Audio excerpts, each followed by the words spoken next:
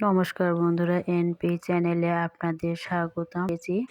বাড়িতে কিভাবে তৈরি করা যাবে বেসন। তাই বেসন ডাল, মুগ ডাল নিয়েছি বুট ডাল নিয়েছি, মসুর ডাল, আর নিয়েছি পোলাওয়ের চাল, পোলাও।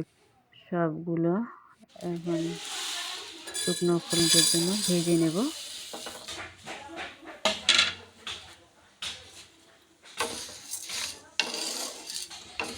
3-4 মিনিটের জন্য ভেজে নেব।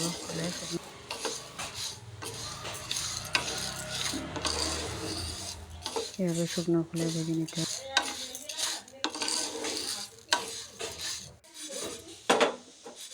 সময় অনেক পচা ডাল বেসন বানিয়ে দেয়। বেসন বাড়িতে আনলে কিছুদিন পর ডলা হয়ে যায়, নষ্ট হয়ে যায়, তখন লাগিয়ে যে কোনো কিছু তৈরি করা যায়। নামিয়ে নিয়েছি।